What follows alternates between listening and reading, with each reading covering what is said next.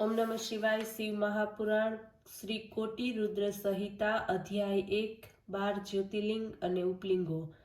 ऋषिओए सूतने કહ્યું, આપે લોકહિતના માટે ભગવાન શંકરની પરમ પવિત્ર અનેક કથાઓ સાંભળી છે।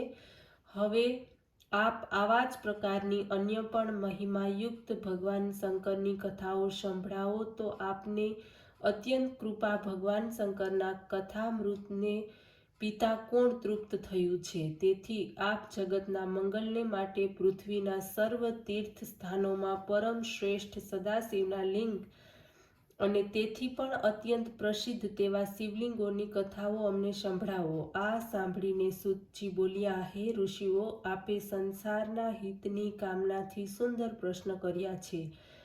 આપનો શિવ કથામાં મહાન પ્રેમ છે અને હું આપની યથામતી શિવ કૃપાથી કંઈક ને કંઈક સંભળાવું છું। ભગવાન શંકરના લિંગોની ગણના કોણ કરી શકવા સમર્થ છે? તેઓ તો પૃથ્વી ઉપર શું અસંખ્ય બ્રહ્માંડમાં ફેલાયેલા છે। તેથી હું મુખ્ય શિવલિંગોની કથા સંભળાવું છું।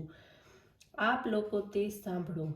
સૌરાષ્ટ્ર દેશમાં સોમનાથ, શ્રીશૈલ ઉપર મલ્લિકાર્જુન, ઉજ્જૈનમાં મહાકાલ, ઓમકારમાં મમલેશ્વર, હિમાલયના શિખર ઉપર કેદારજી, ડાકિની દેશમાં ભીમાશંકર, કાશીમાં વિશ્વનાથ, ગૌતમી નદીના કિનારે ત્રયંબકેશ્વર, ચિતાભૂમિમાં વૈદ્યનાથ, દારૂકા વનમાં નાગેશ્વર, સેતુબંધમાં રામેશ્વર અને શિવાલયમાં ઘુષ્મેશ્વર આ 12 જ્યોતિર્લિંગ કહેવાય છે। જે કોઈ પ્રાણ ઉઠીને આ 12 જ્યોતિર્લિંગનું સ્મરણ કરે છે, પૂજન કરે છે, આરાધના કરે છે, એના પાપ તાપ બધું જ નાશ થાય છે। તેઓ અનેક મનોરથોને પ્રાપ્ત કરીને પરમ પદને પ્રાપ્ત કરનાર થાય છે। આ ઉપર ચડાવવામાં આવેલો પ્રસાદ ખાવામાં કોઈ દોષ નથી।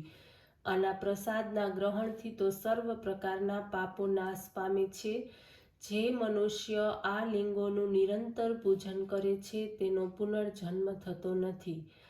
હે મુનીશ્વર, મલ્લેચ્છ અત્યંત જ અથવા નપુંસક ગમે તે હોય પણ શિવના પૂજનથી બીજા જન્મમાં દ્વિજ થઈ મુક્ત થાય છે। માટે મહાદેવનું દર્શન કરવું યોગ્ય છે। હે ઋષિઓ, આ જ્યોતિર્લિંગનો મહિમા બ્રહ્મા, વિષ્ણુ વગેરે દેવતા પણ વર્ણવી શકતા નથી। હવે તેમનાથી ઉત્પન્ન શિવલિંગોની કથા સાંભળો। સમુદ્ર અને પૃથ્વીના મિલન સ્થાનમાં સોમનાથનું ઉપલિંગ જાકેશ આવેલું છે। મલ્લિકાર્જુનથી પ્રગટ ઉપલિંગ રુદ્રેશ્વર નામથી પ્રસિદ્ધ છે, જે ભરૂચમાં સંપૂર્ણ પ્રાણીઓને સુખ આપનાર છે। નર્મદા કિનારે મહાકાલ નામક શિવલિંગથી પ્રગટ થયેલું ઉપલિંગ દુગ્ધેશ છે। અહંકારથી પ્રગટ થયેલું કર્દમેશ્વર નામનું ઉપલિંગ છે। તે બિંદુ સરોવરમાં સર્વ પ્રકારના મનોરથ પૂર્ણ કરવાને માટે પ્રસિદ્ધ છે। કેદારેશ્વરનું ઉપલિંગ ભૂતેશ્વર છે, જે યમુના તટ પર વિદ્યમાન છે। એના દર્શન પૂજનથી સર્વ પ્રકારના પાપોથી મુક્ત કરે છે। ભીમાશંકર પ્રગટ ઉપલિંગ જે બળ બુદ્ધિને આપનાર છે, એનું નામ ભીમેશ્વર છે।